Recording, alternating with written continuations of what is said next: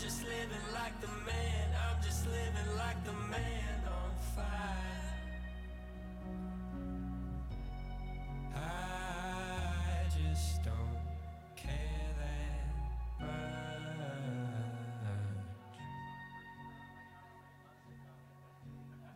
Combustible, confused and free. I no longer see that coast that I always used to see, and I think you drifted far from me. Why am I talking to a ghost that I've never even seen, and I haven't even heard you speak? And several months go by so quick. Maybe you're just full of shit. You never last, I'm sorry, I just said that. Maybe life was just a bet that I lost to drugs and cigarettes. I'm just living like the man. I'm just living like the man on fire. I just don't care that much. I'm just living like the man. I'm just living like the man on fire. I just don't care that much.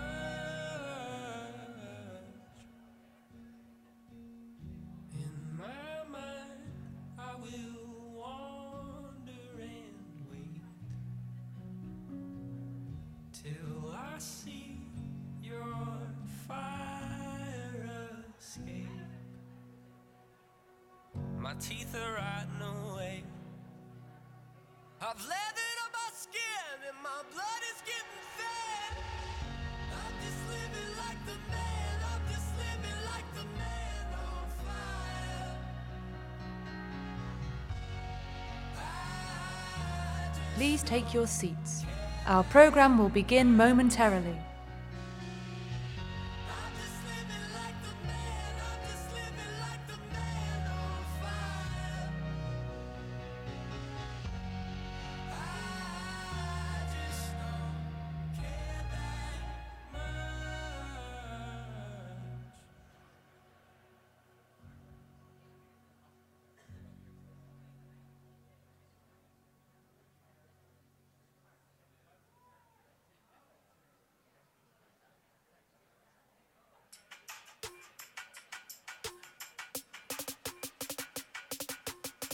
I got passion, wear it like a fashion trend. I got ambition, yeah, I'm on a mission I got a vision, I got so much intention. I got motivation, I stop until we taking this. They say it's cool not to care. I care too much. They say I break the rules. Well, I got charisma. All my life, I try. All my life, I try to be like you. Try to be like you. There's no stopping me now. Stopping me now. There's no stopping me now. Stopping me now. I'ma do me. Yeah, yeah. I'ma do me. Yeah, yeah. I like good things, focused on the positive. I'm emotional, I'm a stubborn optimist. All this hating people make me wanna throw up. All these fake people got me screaming, grow up. I got love, yeah, I'm making that my mantra. All my hope through these speakers like a monster. I got passion, wear it like a fashion trend. I got charisma. All my life, I try. All my life, I try to be like you. Try to be like you. There's no stopping me now. Stopping me now.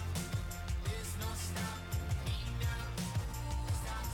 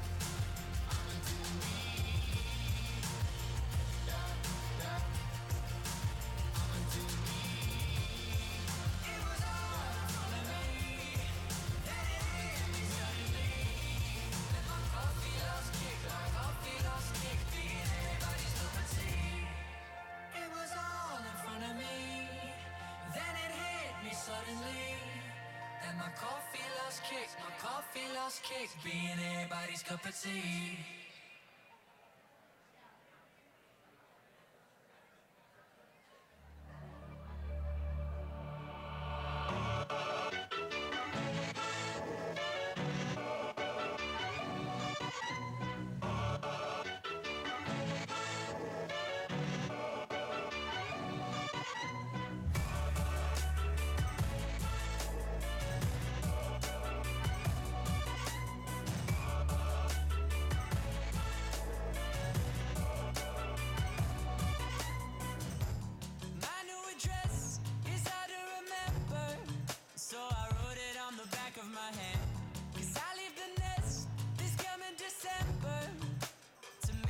As a grown man, I'm not to lose, my only defenders.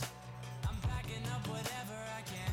Been waiting for today, but all I can think to say is, oh no, don't throw out my Legos. What if I can't let go? What if I come back home, back home? Oh no, don't throw out my Legos. What if I can't let go? What if I come back home, back home? Can we keep my Legos at home? 'Cause I wanna move out, I don't wanna move on.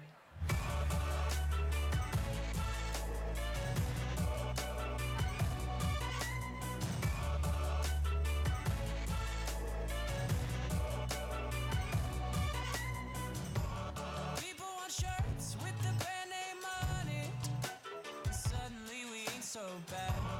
Saved up enough to rent an apartment far away from mom and dad. My Christmas card looks like a mugshot, 'cause suddenly I'm getting sad. Been waiting for today, but all I can think to say is, oh no, don't throw out my Legos. What if I can't let go? What if I come back home, back home? Oh no, don't throw out my Legos. What if I can't let go? What if I come back home, back home? Can we keep my Legos at home? 'Cause I wanna move out, I don't wanna move on. Can we keep my Legos at home? 'Cause I wanna move out, I don't wanna move on.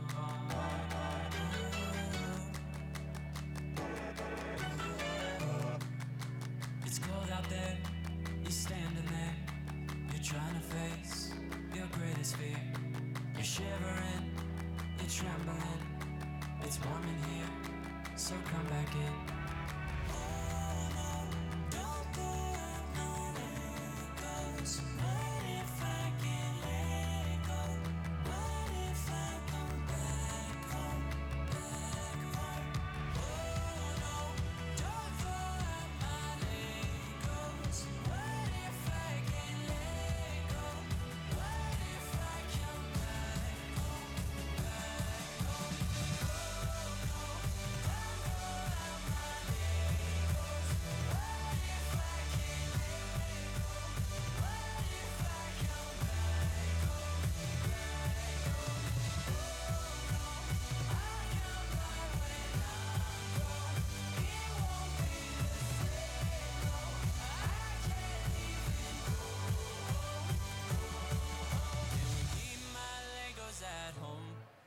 Cause I wanna move out, I don't wanna move on.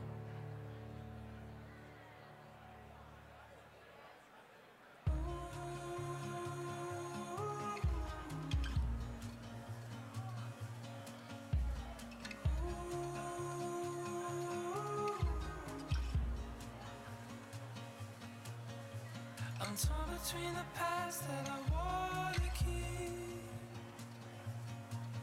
with the fear that I could lose that part of me. Try to hold myself together while I risk it all, and I'm holding on to you, waiting for the fall. I want you by my side along the way. The storm is closing in and I'm afraid.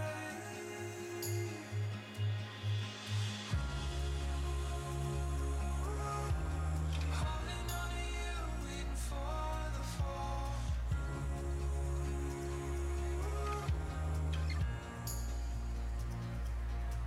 They say the future's uncertain and the world is cold. And we'd be better off walking in this life alone. They say a feeling's just a feeling and it won't survive. And love is just a light that will fade in time. I want you by my side along the way. We can go together through the pain.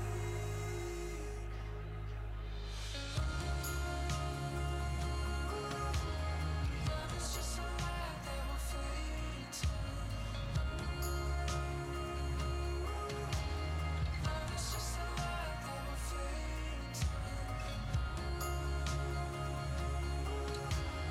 Love is just a light that will fade in time.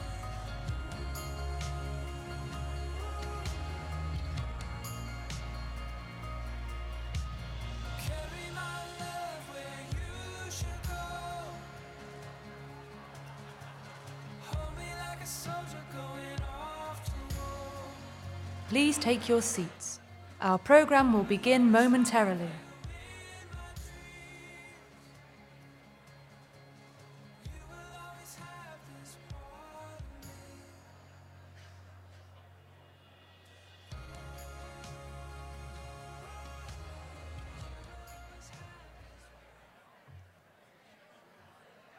me. Good morning, everyone. Woo! Welcome to Miami. So yesterday, to get things started, yesterday I had the privilege of connecting with the next generation of leaders in the American theater field. I met the Teen Council from Berkeley Rep. And I just want to take this moment to celebrate them and all the next generation of leaders, and celebrates us. We're in Miami, we do great work, so let's take a moment to wake up and celebrate everyone. So stand up and clap. Woo!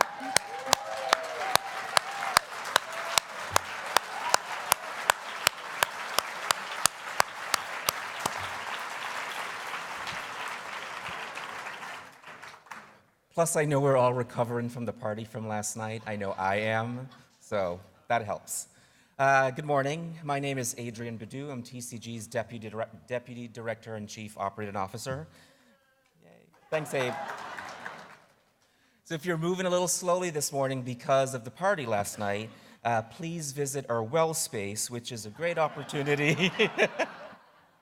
Not like liquor well, but which is a great opportunity to slow our minds down and reflect deeply on whatever questions we're asking.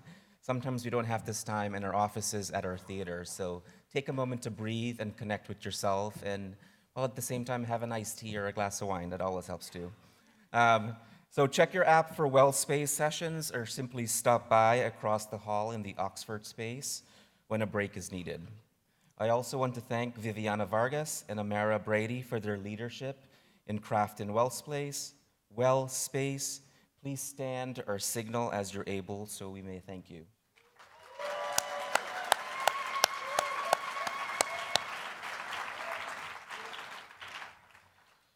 So, before we move into a plenary featuring one of our culture's great critics, I wanted to celebrate our own American Theater magazine, which is celebrating its 35th anniversary this year. Amid the decline of traditional arts journalism, American Theater magazine has continued to thrive and evolve with 360 print issues, 7,000 podcast listeners, and over 1 million annual readers online. The magazine is reaching a wider audience than ever, just as its coverage deepens around the most pressing issues facing our field today.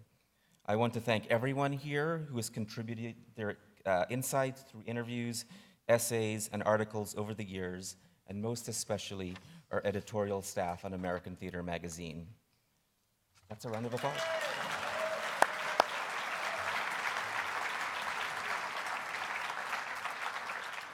And speaking of publications, it's now my pleasure to welcome TCG's publisher, Terry Nemeth, to the stage to introduce her honoree. And Terry has been with us for 37 years. He's been at the helm of this for a long time, and his leadership has been incredible, and we're so fortunate to have Terry be with us here today. So come on up, Terry.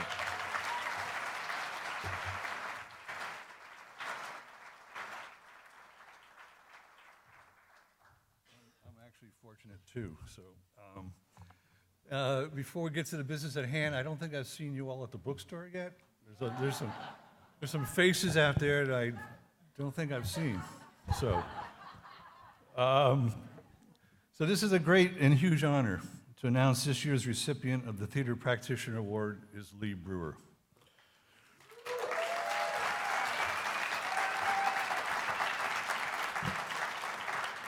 Since he first arrived on the New York art theater performance scene in 1970, Lee Brewer has been at the forefront of the American avant-garde, creating challenging works both independently and with Nabu Minds, the company he co-founded with Joan Akalaitis, Philip Glass, Ruth Malachek, and David Warlow. By blending disciplines and techniques from widely different cultures, he has created a unique performance genre fusing sound and musical components, visual arts, and arresting movement dance puppetry into a groundbreaking form. Brewer's work as a director includes radical adaptations of major works such as The Lost Ones by Samuel Beckett, The Gospel of Colonus inspired by Sophocles, a gender-reversed King Lear, a revolutionary reinterpretation of Ibsen with Nabu Mind's Dollhouse. Brewer has also been a prolific writer who redefines the concepts of character and the use of biography in his work, such as the Shaggy Dog animation, Haj, Ecco Porco, and La Divina Caricatura. Today, with Lee, the work goes on as an exploration of life, but also as a celebration both of mortality and what it means to be human. We first published Lee's A Prelude to Death in Venice in 1979, 40 years ago, in an anthology called New Plays USA. Today, 40 years later, is the actual publication date of his newest book, Getting Off, his book written with Stephen Nuns. This volume colors Lee's work over the last 60 years. It didn't take us that long to do it, but it took us about 5 years to do the book and to put it between two covers. Before I give the mic to Lee, we'd like to offer a video of what Lee's been doing for just the last 7 years, with a video presented by Eric Marciano. Thank you. God will be so impressed. He'll promise that we will never die. Now, I have two lines of work. One of my adaptations, Nabu Mind's Lear, Nabu Mind's Dollhouse, even Gospel Colonus is an adaptation based on Sophocles. And these are the more popular side of my work. And then the reasonably unknown original pieces I call performance poems. Performance poetry, in my mind, it is an attempt to make the stage a poem, a cubic poem, an abstract work in which most of the dialogue needs to have music under it or sung because it has to be lifted away from prose. When I close my eyes, all you do is feed me lies. All over town, up you put me down. Whatever did I do so bad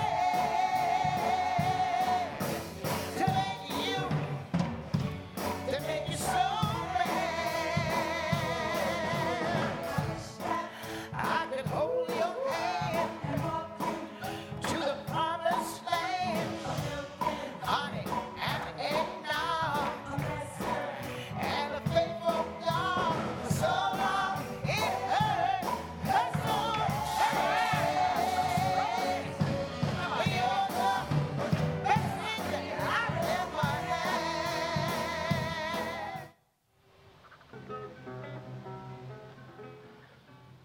This is one of my paintings.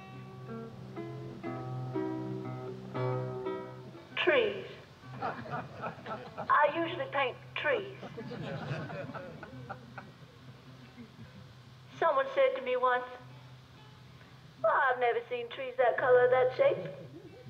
And I said, "Haven't you?" What if they kill you for having killed that 17-year-old whore's father? You won't have many days left to spend in peace then, will you? You know what he said to me? "Oh, please don't talk that way about her. She's not a whore. I loved her and she loved me."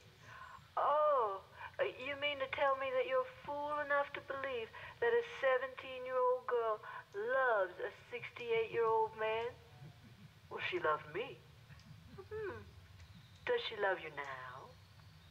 Now that you've killed her daddy? "Oh, I don't know about now," he said. "I don't know." And then he began repeating over and over again, just like he did with his friends. "It was him and me. I did in self-defense. It was him and me." Finally, he stopped, and he looked up at me, and he said, "You believe me, don't you?" And I said, "Do you want the truth?" And he said, "Yes." And I said, "No, I don't." Good evening, ladies and gentlemen. I have an announcement to make. Transportation difficulties have delayed the arrival of our company, so that this evening there's only my sister and I to entertain you. But luckily, my brother and I Have a play in our repertory that calls for 2 characters. a brother And a sister. is one of our favorite works.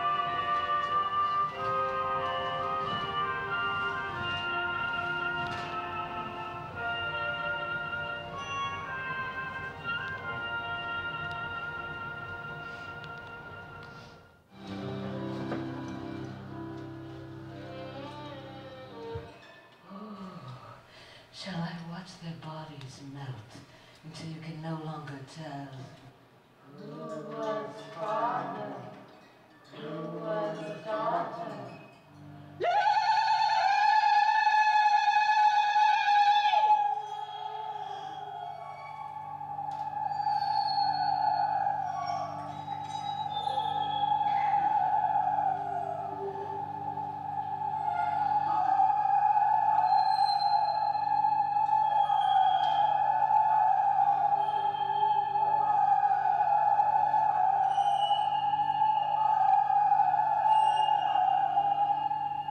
Twin serpents fit my chariot yoke.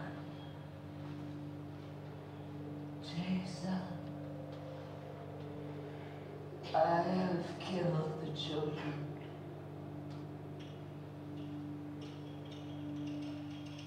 Jason. Oh, have I opened a hole in your heart?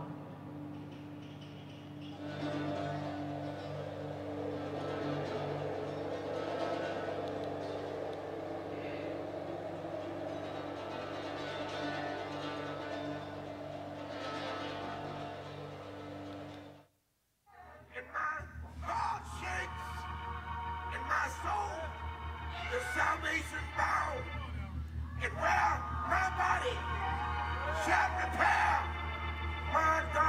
lightning over Crop Rock.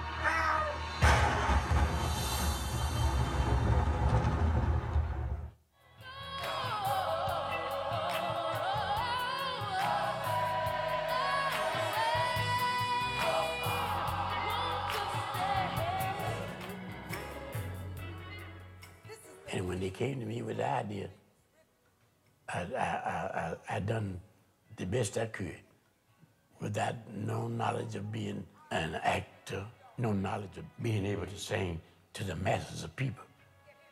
And once you get that urge and get that knack to do this, it becomes just like eating cornbread and milk, you know. Voice for Todd.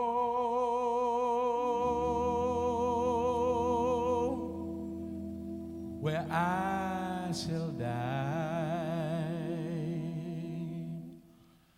where my soul shall rest, where my soul shall rest, and my body lies where pain on anything is for me. And I shall find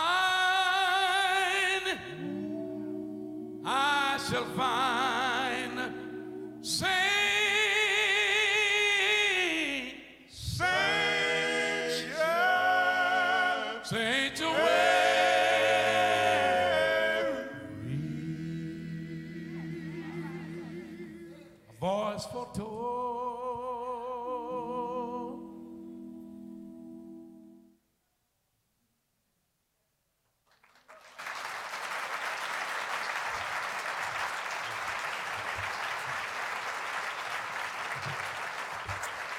And now I'd like to give the Theater Practitioner Award to Lee Brewer.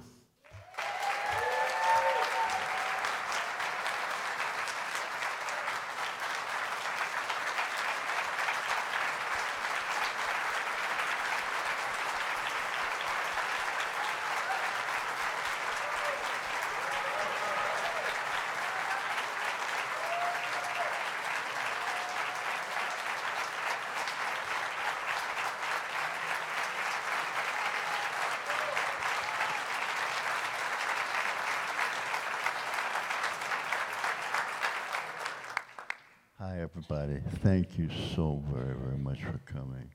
If anybody told me this many people come out this early in the morning, I would.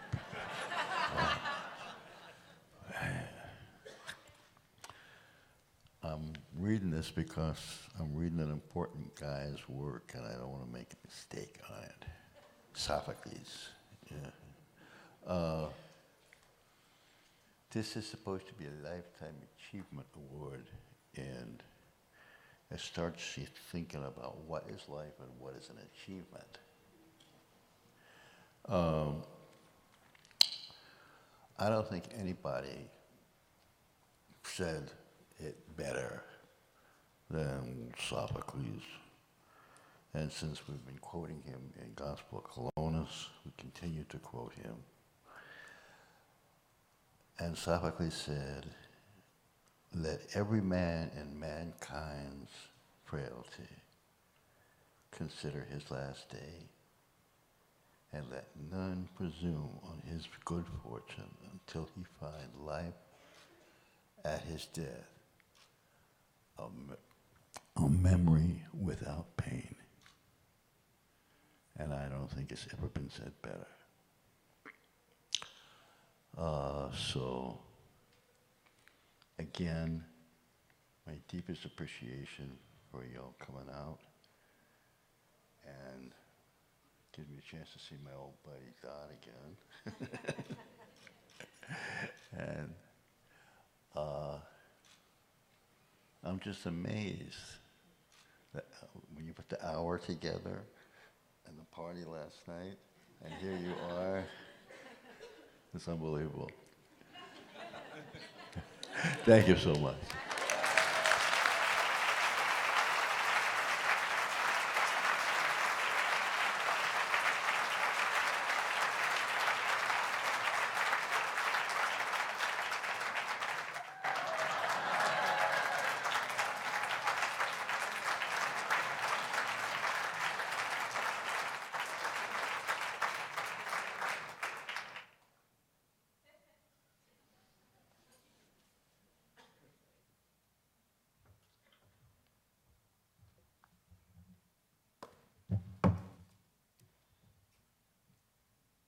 Lee, thank you for your extraordinary body of work.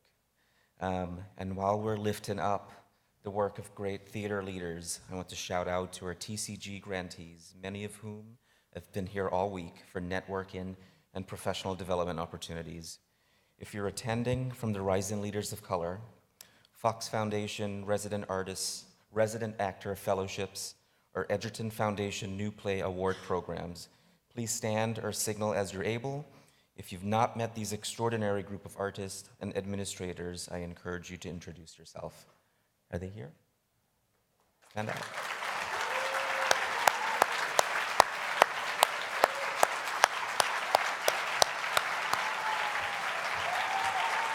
Woo!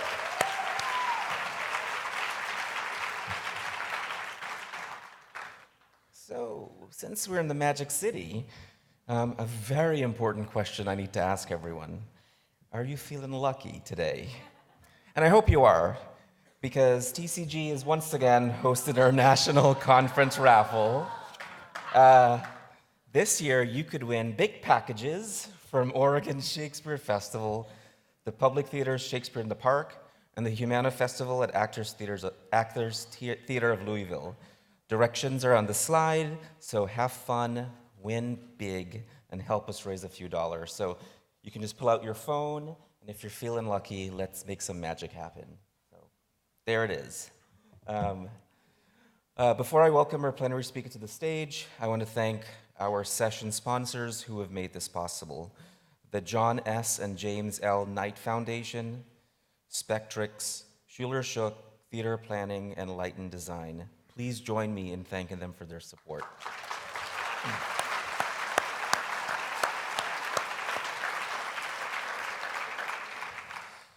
Now let's get our plenary started. Wesley Morris is a critic at large for the New York Times.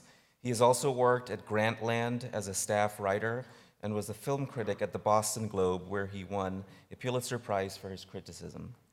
According to his bio, some of his spare time is spent making pie crust, complaining about real estate development, and teaching writing to high school students in Bushwick in Brooklyn. He'll be joined by Todd London, who needs no introduction, but still deserves one. Todd served for a beloved 18 seasons as the artistic director of New Dramatists, and was the first recipient of TCG's Visionary Leadership Award. With TCG, he wrote The Artistic Home and an Ideal Theater, founding visions for a new American art. Please join me in welcoming Wesley Morris and Todd London to the stage.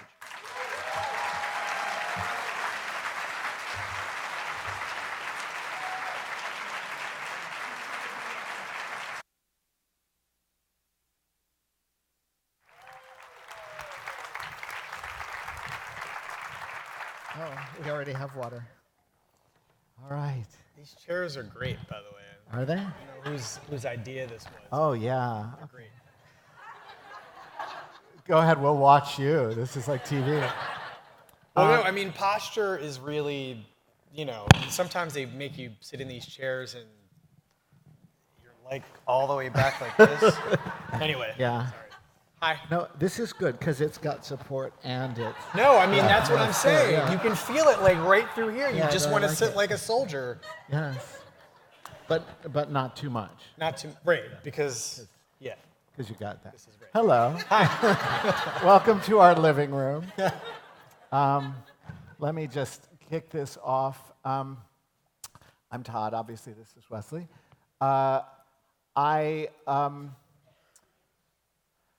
Well, I've been thinking a lot about this man and his work for a few weeks and kind of binging on it I told Wesley the other day that I've been reading all this stuff, and everything that I read leads to something else, and I just feel like I can't keep up with the capaciousness of his coverage, his mind, the subjects that he's thinking about, but I've done my best, so we'll see.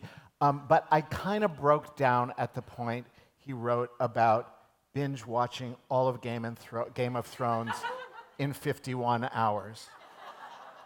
My son had he had done the free Prime Video to get the free HBO. I had 14 days, and I just didn't get there and gave up. But we'll do our best. The thing I just want to say about Wesley before we kick this off is, as you probably know, we are in a room with a critic problem. It's an eternal problem, it's a regular problem, and it's an oppressive problem. And so to encounter a critic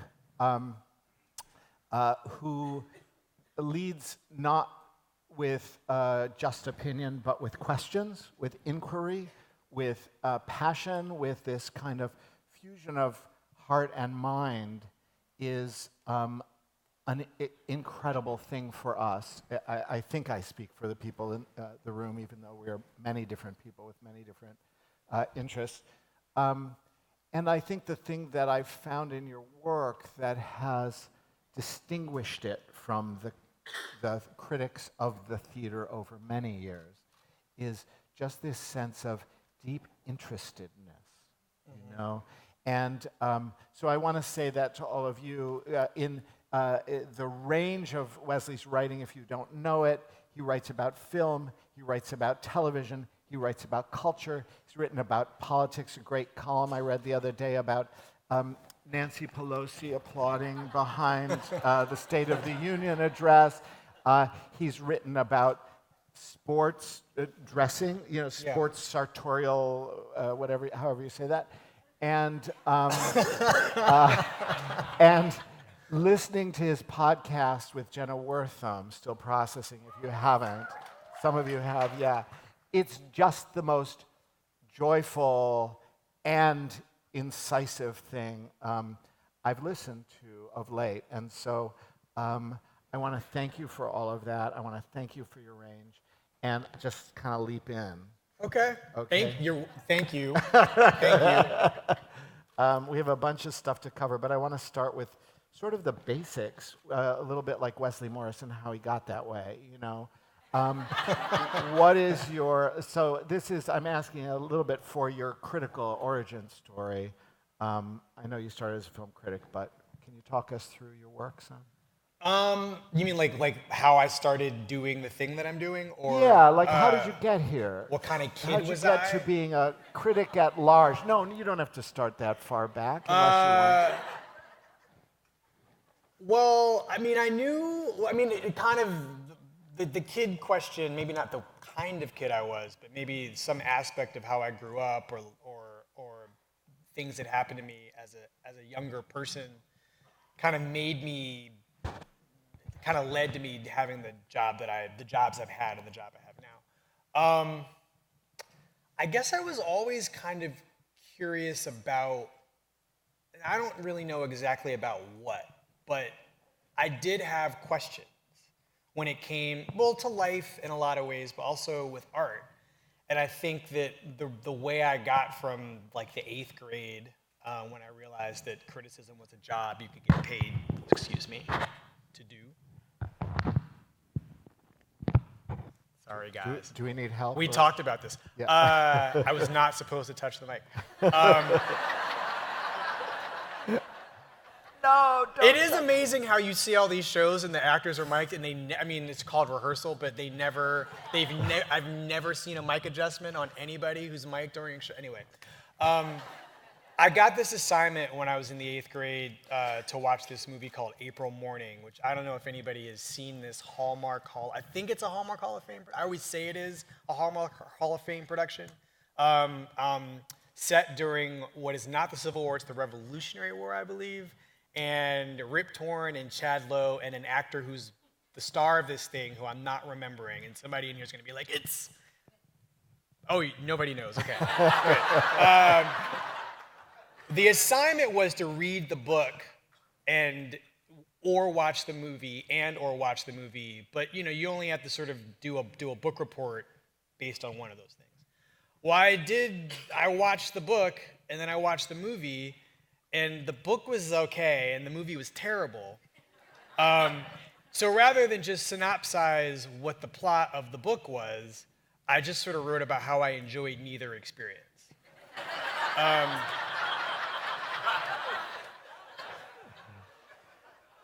And my teacher, Mr. Kazempel, was like, well, you didn't do the assignment, but you obviously, you kind of did, because you clearly read the book, and I'm sorry you didn't enjoy it. But the thing that you're doing is called criticism, and it's a job that a person can have. Mr. Kazempel in 8th grade said this? John Kazempel told me this, and my head exploded. Because I did not enjoy the things I watched, but I enjoyed the process of explaining why I didn't like them. And I don't know what, honestly, I don't know what I wrote. I wish I had it still. My mother, God rest her soul, she kept everything, and then she moved, she downsized when she met my stepfather. And she's just like, yeah, I don't need any of that stuff anymore. So she had a lot of it, but it's gone now. Anyway, the point is, I knew that I came to understand that there was a format by which that wasn't a diary, but was this other way of sort of writing about experiences you were having, specifically with art, and you could sort of,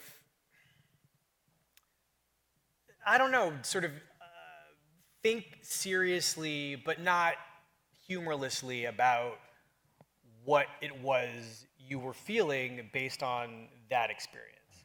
And I don't know, I started writing for my high school newspaper, I wrote for my college newspaper, I'm from Philadelphia, so I wrote for this, hey! I wrote for the Philadelphia Daily News there was a moment when print newspapers were like actively pursuing young people. And so what they did was they would come up with these sections, these inserts in the newspaper that would be written entirely by kids. And I was one of those kids. I was the film critic in the Philadelphia Daily News' section that was called Yo Fresh Ink. Okay, what year is this that it's called Yo Fresh Ink? This would have been like 1992. Okay. Late enough to both know and not know better. It was, but we kind of laughed. The kids kind of laughed about it, but we also understood they're taking us seriously. They're gonna run what we write. So we're just gonna hold our nose at the name and just write our stuff. But I was basically doing film reviews that from high school to college, to after college, and I just didn't know how I was going to get a job being a critic, because I went to a good liberal arts university where they don't tell you how to practice what they teach you. Right. They just give it to you, and you have to figure out if you're not going to go work for McKinsey or Bear Stearns, they're still around, right? It's Lehman Brothers that crashed, right? Anyway, if you're not going to go do any of that stuff or go to, medical school or law school, God be with you. Is basically how it works. And I really didn't, you pay all this money and they don't tell you what to do when you're at the end. It's a really strange process if you think about it. Anyway, so I got lucky. I applied for a job at the Washington Post to do something that wasn't criticism. It was like weekend gathering. You drive around Prince George's County and tell people how to spend their weekends. I applied for that job with no driver's license.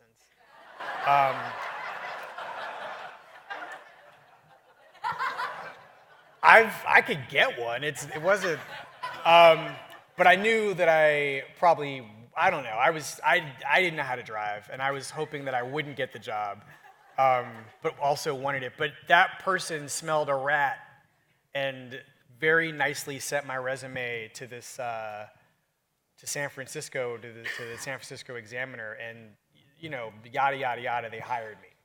I was very young. I never had an adult job before. I cleaned the bathroom and sat people at the Ritz at the Bourse for anybody who's Philadelphia. Oh yeah. Well, I cleaned your bathroom for several years, and probably sat you. And so everything that's happened after San Francisco, or leading up to San Francisco, for me, I would honestly say has been very lucky. Some combination of like my being good at the thing I was doing, but also just like the things, everything that happened to me. There was a job opening in San Francisco. There was a job opening in Boston when I got the Boston Globe job. So one thing that really interests me is you've made this move. You spent these years, long years, at film criticism. Mm-hmm. And then suddenly, what is it, 2015, you become the Critic-At-Large, or 14, 15 at Yeah, 15 is about right, yeah. So this feels to me, and correct me, please, it feels like you're both opening up your field of vision from film and also clarifying what you're about and what you want to write about. A, is that accurate? And B, what is that process like for you? That's accurate. I always knew, the thing about movies, and I learned this at a very early, going back to college, I was a film major, to be honest, because I was a literature and film major, and I was those things because they were easy things to do, right? Like, I knew how to read, and I knew how to watch things. And what I guess I didn't know was, aspects of history related to cinema and film, and I didn't know all the great directors, and I hadn't read all the great literature. So I'm here for 4 years. I'm going to do that. I'm going to read all of the stuff. I had never seen Angels in America until the HBO movie, but I'd read it like 4 times. In 4 different classes. In 4 different, right. Langdon Hammer, for anybody who knows that name. Like, I read that in a class that he taught. And I read lots of great theater in college. And so, I think I knew that the world was bigger than the movies, but the great thing about the movies is, of all of the arts, it is the one that's the most elastic and can contain the most things. So you can be writing about a movie that is also a play, right? You can be writing about a movie that's about an artist. You can be writing about a movie that is capacious, and you're writing about an art form that is capacious enough to have all this other stuff in it. So I think at some point when I worked at Grantland, which is like one of maybe the best job I've ever had, mostly because it was the most surprising place I ever worked, right? It was a bunch of people who would never have been together under any other circumstances, like on a little island doing really great work. Can you say what Grantland is? Oh, Grantland, for anybody who doesn't know, sorry. I went from the Globe to Grantland to the Times. And the Grantland part of my life was ESPN gave this guy named Bill Simmons, who's a very well-regarded, very popular sports writer and speaker. They gave him a website. And the website that he wanted to have was, he wanted to have it be about popular culture and sports, sometimes at the same time. And I was the film critic there. But I also wrote some of the stuff you read about the sports stuff. Like, I was really interested in the way athletes wear clothes. and why they wear what they wear, what the clothes do when they wear them. Why would you wear that to do that? Right. Golf clothing. Golf, example. well, yeah, golf clothing, for instance, but any clothing, right? But golf is, I can explain certain golf clothes, right? Okay, yeah. But we the don't question, have to go down that right? road. No, but the questions that I had about sports and clothes had everything to do with like wearability, style, like what happens when you sweat through clothing. Like, I mean, so the reason that they knew that they wanted me to write at Grantland was because I started this blog that my friend Alex knew. It's a guy named Alex Papademos, who's one of the best profile writers in the world, I would say. He told Bill that I'd had this site about writing about clothes, and one of the pieces was just about the Wimbledon final between Andy Roddick and Roger Federer, the second one, where they played. It was the one Roddick almost won, and it went. I think it ended 16-14 in the fifth set. That number is probably not right, but it's something like that. Anyway, Andy Roddick by the end of that match was so wet, like it was like his clothes weighed about as much as he did, and Roger Federer seemed totally dry, like just not a drop of sweat anywhere. And it was the contrast in how Roger Federer looked at the end of that match and how Andy Roddick looked at the end of that match was just, and it was all in the clothes. And those scenarios with clothes and people in sports just interest me. Also because nobody else really seems to care about them. Yeah. I don't know. I love sports. I love clothes. So I mean, it's one of the things I did at Grantland, and that was a place where you got to do interesting stuff like that. And follow your own interests and but to answer your question, I knew that the world was bigger than the movies, but also the movies were big enough to sort of take in all this other stuff. But like, what would it be like? What would my thinking be like if I wasn't a daily critic anymore? Yeah. And I wasn't watching, or I wasn't writing about the 8 movies a week I was watching, but I'm also writing about museums that I'm going to, or music I'm listening to. Yeah. Well, okay, so there are so many different ways that we could go here, and I'm totally aware that we can go anywhere you want. And we could I could follow you kind of anywhere because there are so many places to go. But I'm interested in your interests and how they've become defined. Mm-hmm. So I guess the practical question to lead into that is,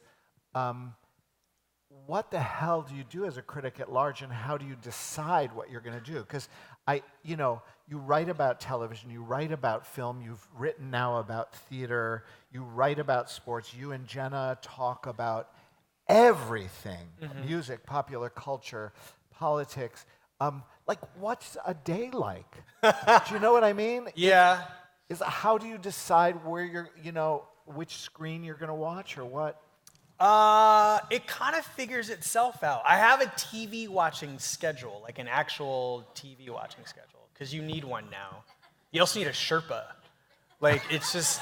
What, to carry the TV? What? To carry the programming. Oh, the program. I mean, it's just, it's a lot. And, I mean, in a weird way, the way that I like to... I have this job where I write, I practice criticism, but I kind of am practicing it in, the way I think about it is I'm sort of a glorified civilian, right? Like, I am responsible for documenting my responses to things, but like, I don't experience them in any, to go to the theater, I don't have to pay because, the publicists will allow me to go. So, there is a sort of, I am lucky in many senses in terms of how I'm experiencing this culture, but really, I'm just doing the thing that everybody else does when they get there. I might have a notepad, but that's basically, beyond that, I'm not that different from anybody else. I'm just probably crankier, maybe, and like at some point you you have these standards, or you want to experience. You want the thing that you're watching to do the most to you and for you, on its own terms, obviously. Like I don't have like a set formula by which I experience great joy and I'm thrilled. But like if the thing that I'm experiencing is working at the level at which it can, I'm open to whatever it's giving me. But I don't really, how I figure out what mostly the way the work tells you, or at least in my case, the work tells me. I don't really know what I want to write about until I've experienced it, which means I'm going out and doing things all the time. And at some point, during that process, and ideas will come to me. And it's really a magical process. I can't tell you. It's funny. Like the idea of teaching people writing is fascinating because you're not really teaching them how to write. You're teaching them like technical things like form and structure, but you can't. The other stuff is really, it's kind of magical, right? Like I don't actually know. I know what I think. I know basically how I feel before I start to write. But once it's just you and the machine and your brain, I'll be writing sometimes and I'm just like, I don't even know where that came from. Yeah. I don't know where Well, you're describing a process that sounds a lot more like the artistic process, except that artists don't get paid to spend their days. But again, this is about how lucky I am. I'm very lucky. Well, yeah. No, but seriously, I think Leah was talking about luck before too. It's that thing of like being able to spend your life, the days of your life, immersed in your interests and defining the terms of your engagement with those interests. Right. Yeah. That is exactly what it is. And I read a lot of other people's writing, like now. I think that, I don't know. I want to know what turns people on about art and work. And it is, it's funny, Pauline Kael titled most of her collections, in some sort of titillated sex act oriented fashion, right? Yeah. Like I lost it at the movies, or Kiss Kiss Bang Bang, or what was it an even better one? State of the Art that was not hot. I don't know. Anyway, most of the collections had movie love. That's one of the sort of boring ones. But there is this experience that I sort of want to put across as often as I can that is in some way directly emotional or sexual. It is, the way that you experience, the way you have some experiences, it does like create in you this sort of powerful, it can be spiritual, it can be erotic, it can be deeply emotional, and I want that to come through in the writing, right? Yeah. And I'm just sort of, I love reading work, especially criticism. If we're talking about criticism and arts writing, where there's some engagement or some relationship between the writer and the thing, and you understand that the thing has made the person writing this piece about the thing feel a certain way. Yeah. And they're taking the work seriously, but also taking it personally, which is, I don't know how you can't not do that. Right. Though, in the theater, for as long as probably anybody in this room can remember, the position has been, this is not me. I'm just looking at this thing objectively.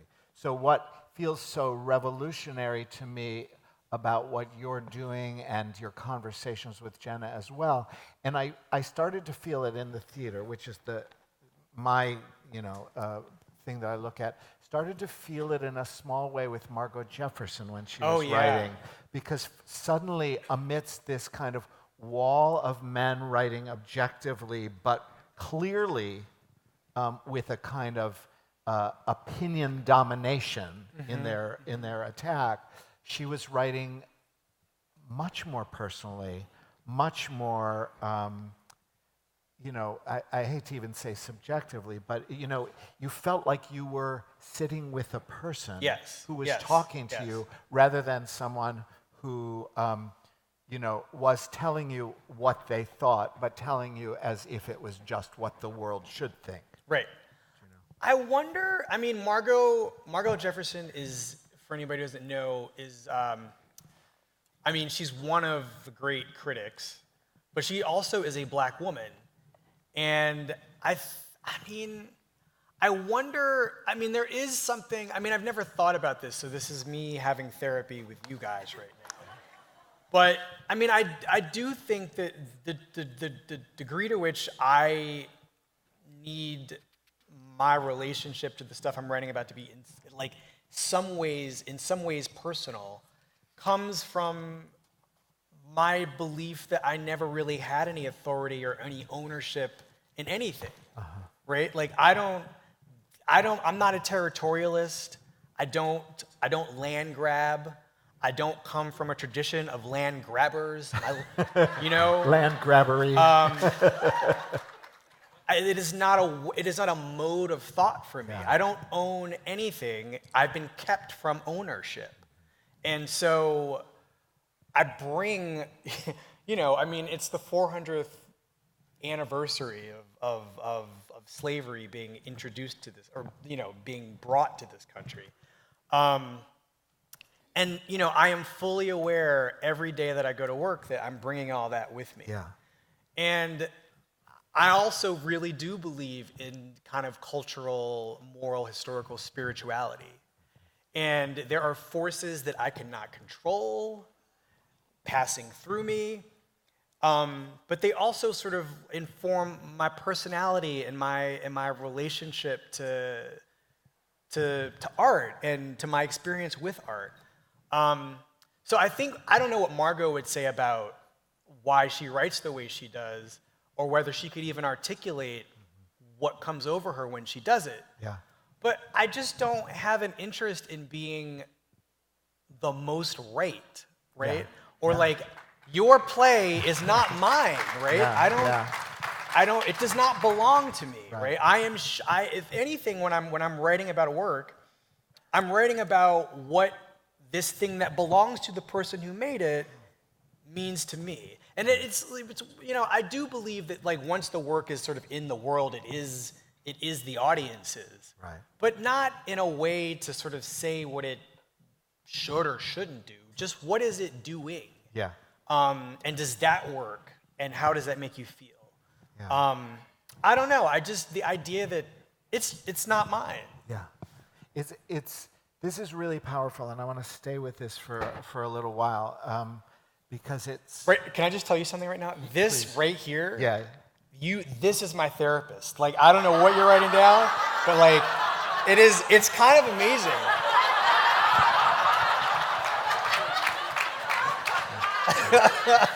Well, I have notes here about you from back to 1998. I just have to find, This...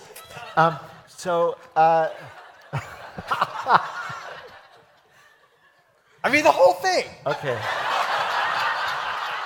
But not being your therapist, I can say I love you, and you're okay. It's all good.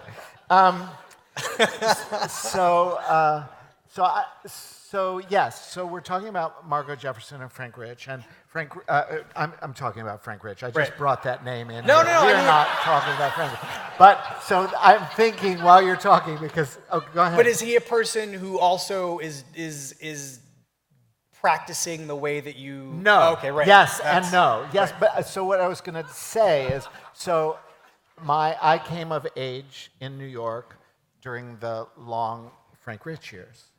And I was writing about his criticism at certain points, especially at the thankful end of his reign. Oh, okay. That would give you a sense. But So there's this moment, and Margot, who had been actually, this may be not known to a lot of you, she had been, I think, a Ford or Rockefeller Fellow with TCG for a year at some point in the 80s. It must have been 88 or so. So we got to know her through TCG a little before she started writing for the Times. But it's interesting to me that when they left their positions at the Times writing about theater, and Margot had a much shorter-lived tenure there, that she kept on with criticism but also turned to memoir, her beautiful book, Negroland, and Frank Rich went where he belonged, to political punditry. And so I have great respect for him as a political writer and journalist, but he was an oppressive motherfucker as a critic. So I'm actually, can we stay with this for a second? Let's do it. Because, I mean, what was it about his, I mean, because I've read it, but I haven't sort of studied it in the way that I haven't been on the receiving end of it, obviously. Yeah. But I'm in a room, right? But I'm in a room full of people who know people who have been, or who actually have been, and I guess did it seem unfair? Did it seem did it come out of a kind of presumptuousness about where the work was coming from? Was it more about him than it was about the work? Yes, yes. I want to relate it back to you, okay, to all the things that I see in you as your therapist. Right. There was a sense of great authority in the writing, and he's a virtuosic writer and a great mind. Right. And there was something about the use of that authority that felt, and I'm speaking for me, and it's been years since I've really thought too much about him in that capacity. It felt like a kind of domination, even to the extent of you could feel the choices he wanted the theater to make.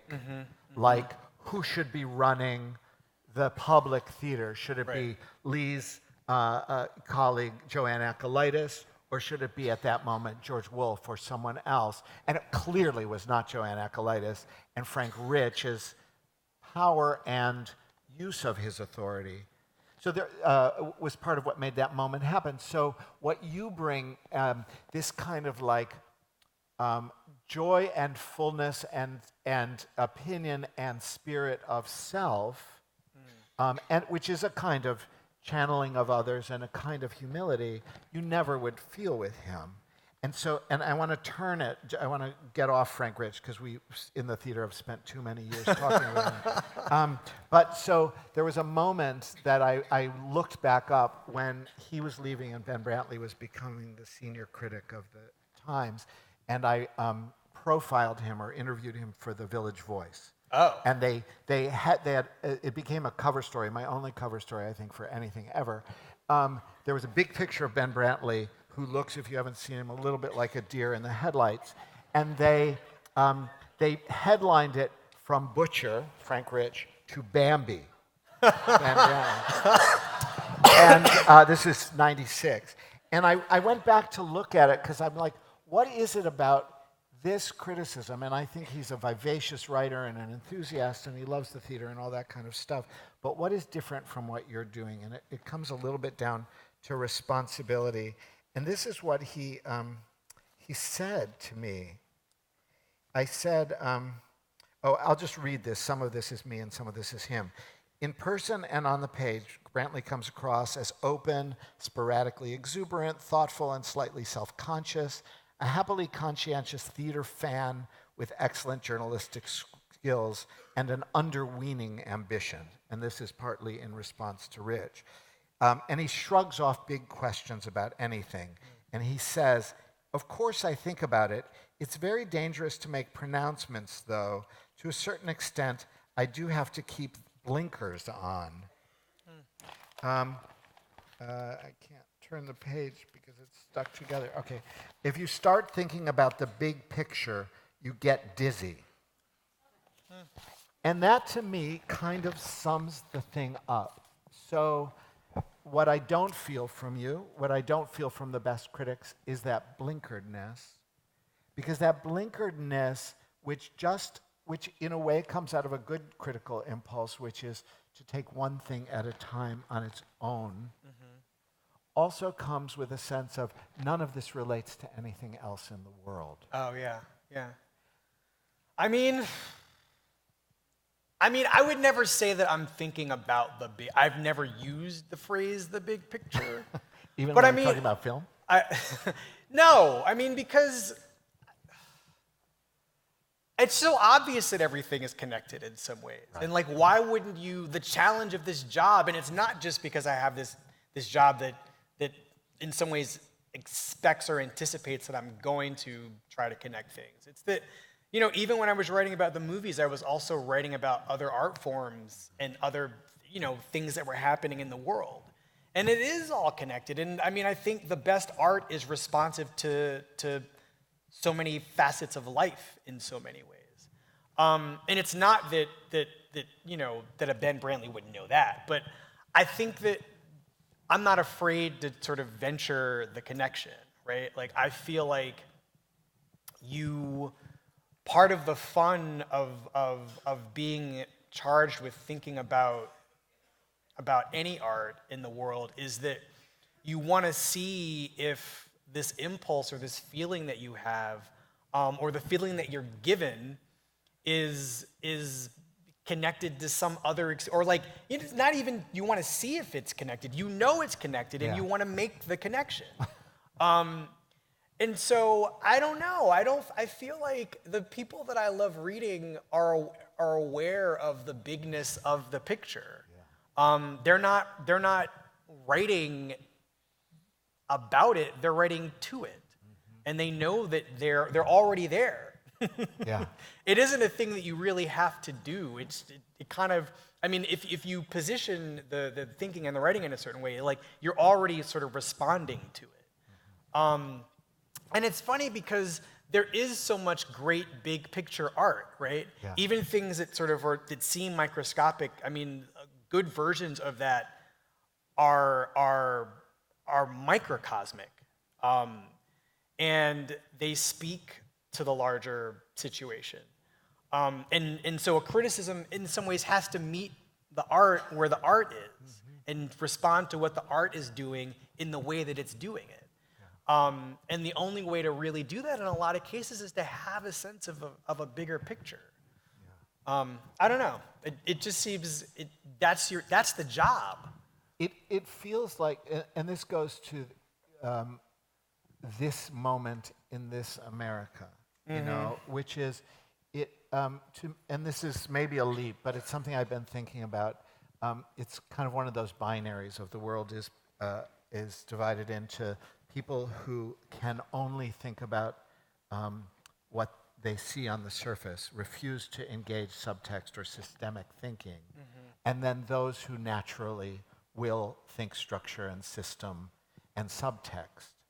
And it feels like part of what happens when you're just taking work as a critic as you see it, and kind of on its own terms and not looking through it to the world, is you're refusing to see all of those systems at work that you're participating in.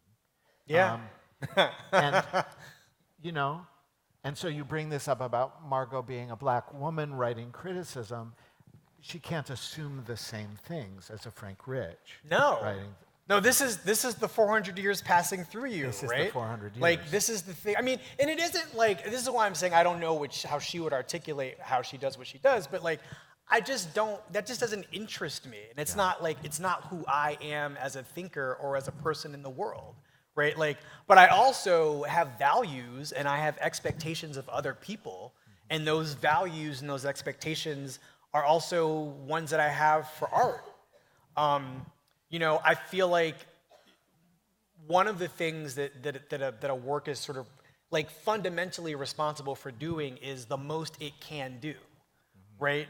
It isn't that you have to entertain me or, you know, you have to make me think or whatever, but are you doing the most that you can do as an artist with the materials that you have before you or in you? And if you're doing that, hopefully I'm going to respond to it.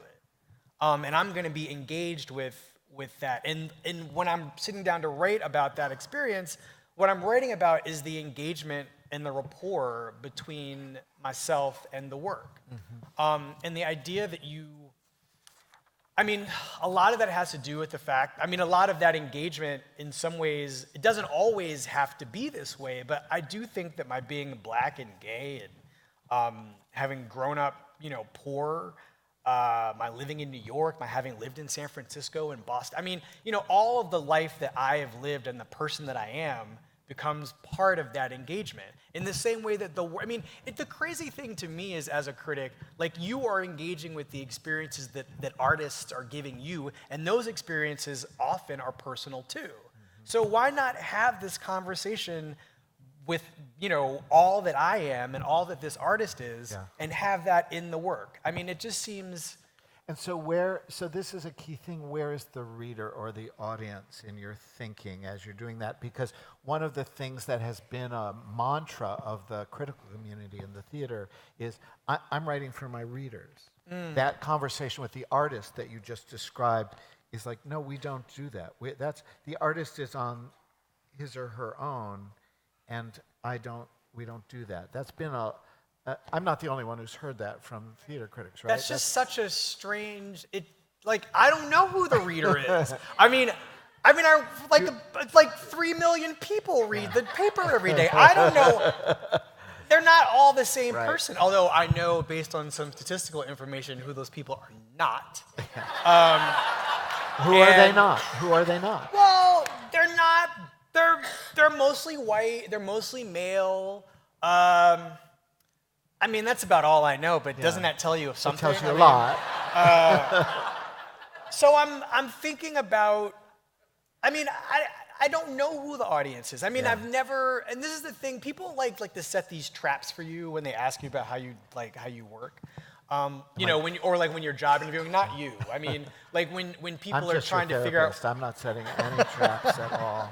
Like when you're trying to figure out whether or not something is an experience, like whether you're a person whose experiences like an organization wants to have, or like a reader. Well, who are you writing for? Yeah. And I'm like, me. Yeah. I'm writing. I don't want the thing that people will wind up reading to be. I don't want it to be about me. But I mean, I feel like in some ways, I mean, I have editors, and you know, one of the hurdles you have to clear when writing is, you know, the editorial hurdle, and at the magazine I have a woman named Sasha Weiss who edits me, who's brilliant, and at the paper I have another great woman named Saya Michael who edits me most of the time. So I am aware of things that each of these people likes, doesn't like, etc. But you know, they're also open to anything, so I'm not worried about that. I don't know. I just feel like at this point, there was a long time where I was trying to write like other people. I would say maybe the first 5 or 6 years of my critical life, I was under a lot of influences, and I had to figure out how to get from under them. But at that point, once you free yourself to be whoever it is you are, I don't know. I feel like there is a way that if you do this right and you are engaged and there's some energy in the writing, I don't think that you need to worry about writing for people. And I think that that is the thing that you can teach people not to do, right? Like in the craft of writing. It's that I don't write for a trade publication. I don't write for there are types of writing that you have to keep an audience in mind, a specific audience in mind. But I don't have that burden. Yeah. And so not having it, I feel I feel free enough to like exploit it. No. And the idea that I don't know, I just feel like that's bad advice. Whoever's giving this to critics or writers, that Right. they have to keep the audience in mind. I don't know what that means. You have to be clear. Yeah. The thing has to make sense, and you know, a reader has to understand like basic information about the thing you're writing about before you can have all this energy and emotion. Yeah. Or like in addition to having all of the sort of intangible qualities in a piece of writing, you also have to give. That was a thing I wasn't really understanding for a long time, which is that, you know, a plot might be necessary. Yeah. A plot might be necessary, like a plot description might be necessary somewhat early in a Right. piece if you're doing that kind of writing. Explaining who some of the people are in the thing. But that's all mechanics, and you can show somebody how to do that. Yeah. Well, it's interesting because in a way, by not prejudging your readership, you're allowing them to have a real relationship with you because you're presenting yourself in Right. relation to the work, which I just have to say, as someone who has watched criticism for many years, it's great. It's really, I don't want to say refreshing because that makes it seem kind of like entertainment. It's necessary, and it's about fucking time, you know, because the kind of stance of objectivity is truly oppressive. But I want to talk about readership and audience a little bit together here. Maybe it's a leap, but you wrote this beautiful piece called "Blackness as a Lens" about playwrights. Yeah. And this is about this generation, or a group of African American playwrights writing these really astonishing and wild plays. And Jackie Sibley's Drury, you talk about Jeremy O. Harris, Alicia Harris, Antoinette Nwandu, and many, Susan Laurie Parks, many people around them, Susan Laurie being a slightly older generation. But one of the things that really struck me about that work of yours, talking about them, both is undoing the notion of comfort in the theater, which I do want to talk about, and how they are not trying to write plays to comfort the audience. But also there's a sense that these writers are writing kind of against the tide for a black audience.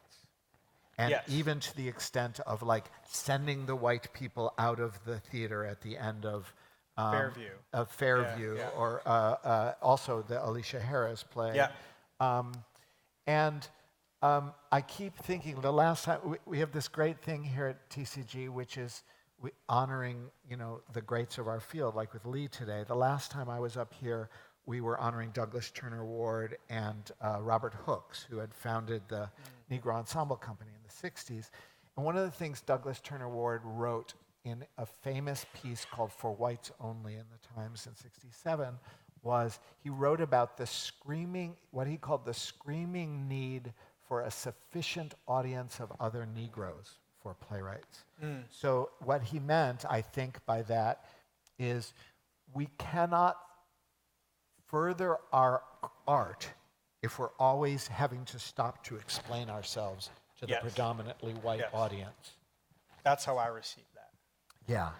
So readership, audience, all those white men reading the Times, the traditional subscriber audiences who these playwrights are having to sort of write to and around and through. Readership, what's the hell's the question? I Todd? mean, I hear what you're asking. I mean, the thing that's great about the theater, at least with these plays and these playwrights, is they don't give a fuck. They know. I mean, they know the economics of the theater. They know who's probably coming to see these shows. They're certainly coming to see these shows. Ratio-wise, they know that the audiences are still going to be predominantly, at least they were the nights that I saw them, they were predominantly white. I mean, Fairview, it's interesting because Fairview, for instance, is presuming that most of the people coming to see it are white people. Yeah.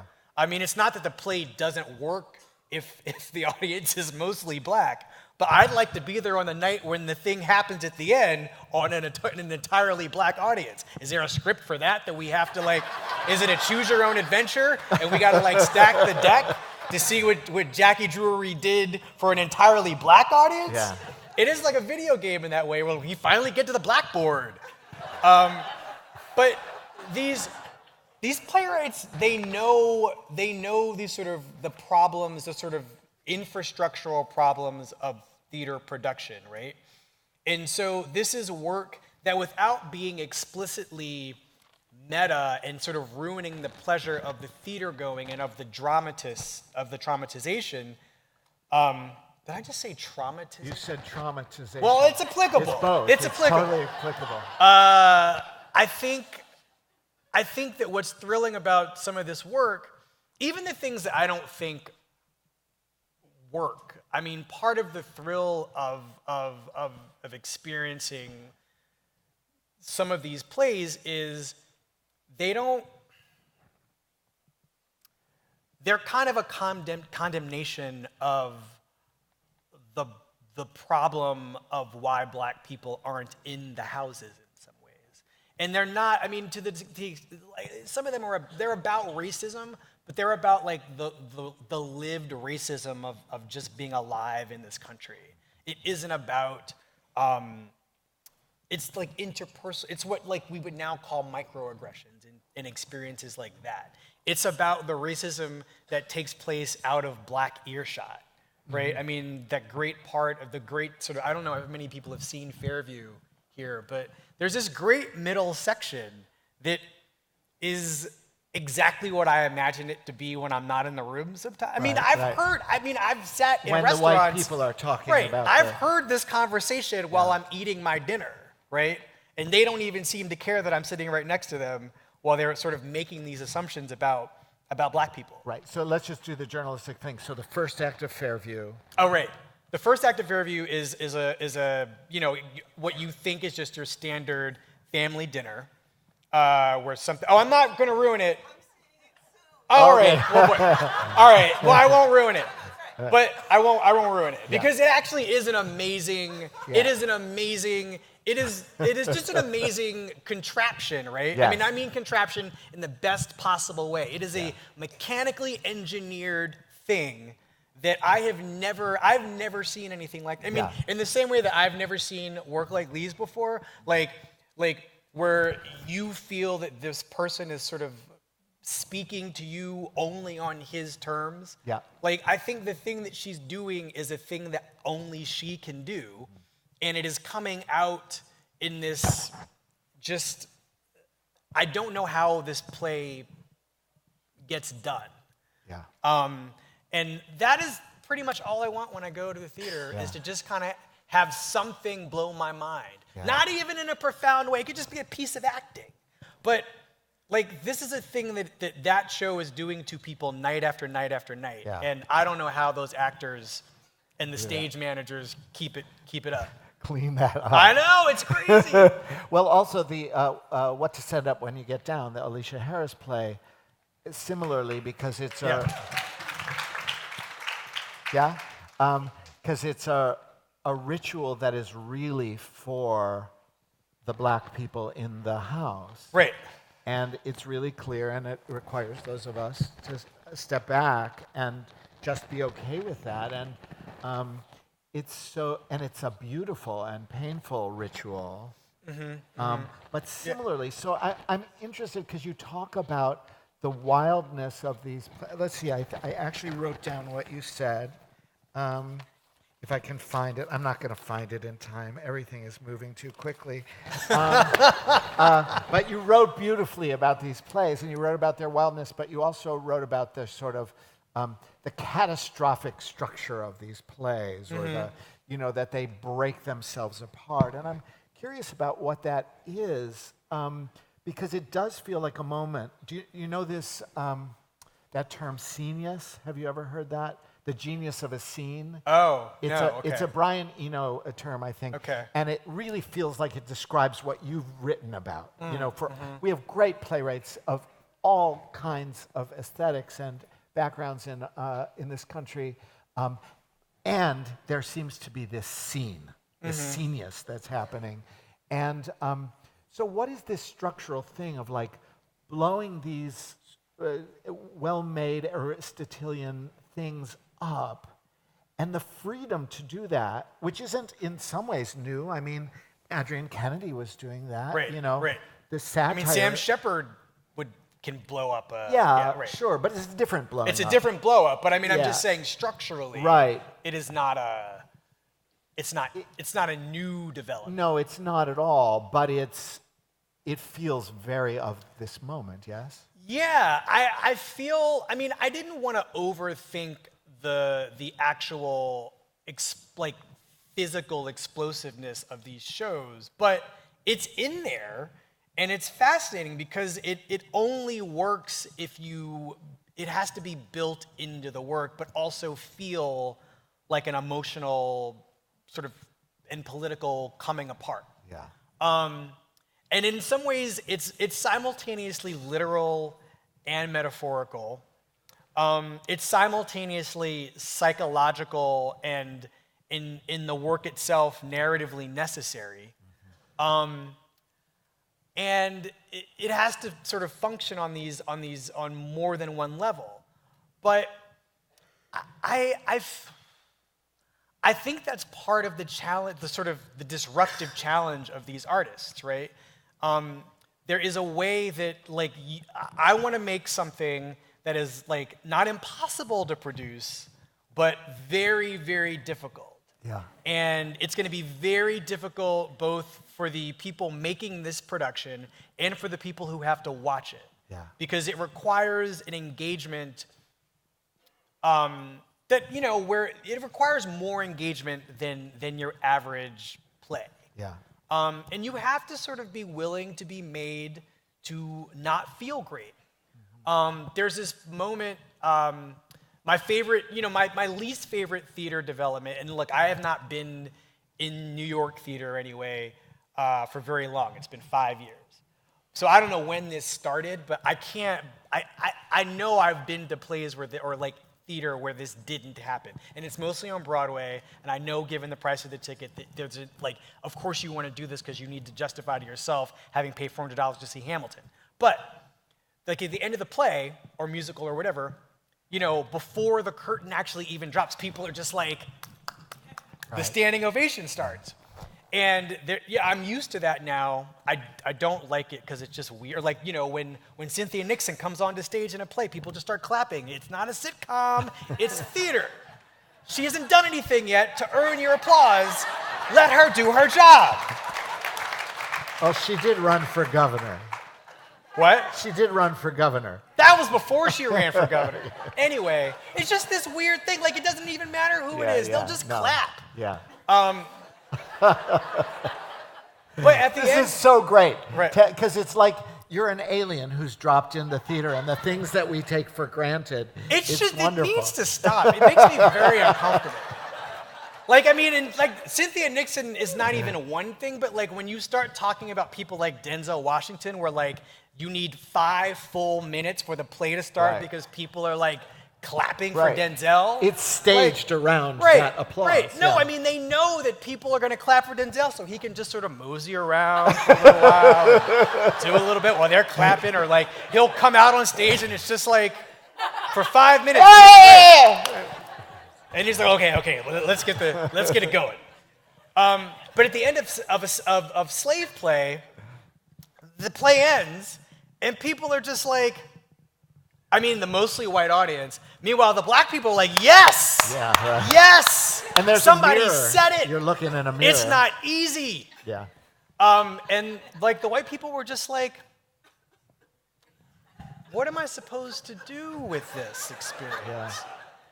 And it isn't so much that they don't know what happened. It's just that all of the part of the destabilization of the physical structure of these plays has everything to do with removing the bromidic pleasure generation that I think we and all art forms kind of get tricked into thinking it is our right to have. Yeah. And at the end of slave play, it doesn't give you anything but like what I would say is some version of the truth. Yeah. And how often do you, as a theater goer, going to see a play about race in this country, get something like the truth? According to a black person, by the way, because white people, there's a whole history of white racial truth. And I don't know. I feel like that has to become more normal than it is, given the amount of work written for the theater that is about race, but about like one side of that story. Yeah. I don't know. I feel like the plays have to come apart because you have to something has to be reassembled in order for the sort of framing to change, and like the stories, the nature of the stories that get told to change. Yeah, the breakage is real. Right. I mean, you're dealing with and you're reckoning with and you're dismantling history, not just a physical production. You are dealing with like the 400 years that passed through these works, and there has to be some dismantling and rebuilding. So I can't believe that our time is up because I've gotten basically to my second question. And it's really unfair, and it feels like conversationalists interrupt us. But that's therapy, right? Yeah. I mean, the minute it gets good, like in 3 minutes before 2, right? Like, wait, I thought we had more time. Yeah, and there's the clock right there. Yeah, no, it is. Shit. Okay.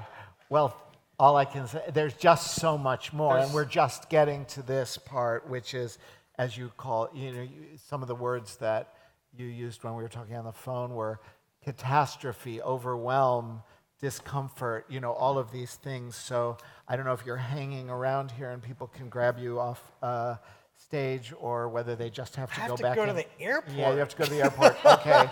But I mean, I can come back. I don't know. Yes. And a book forthcoming sometime. Oh yeah, I knew you said you weren't going to do that. Oh, anyway, I'm sorry. Oh, it's fine. It's fine. Yeah, I'm writing a book. About acting black. Right. That's like the simplest way to like the history of blackness as a performance. And we have to lead you to Carlisle Brown in Minneapolis if you don't know him. Oh sure, lead me. Who teaches a whole workshop about how acting to black do it? And its history, and he's a historical playwright. Yes. Oh yeah, let's go there. Yeah, we're gonna introduce you to Carlisle. Okay, and listen to Still Processing and read Wesley, and thank you. Thank you. Fantastic. I can't believe it. Thank you so much. That was great. Thank you. It's a conversation. Thanks, guys.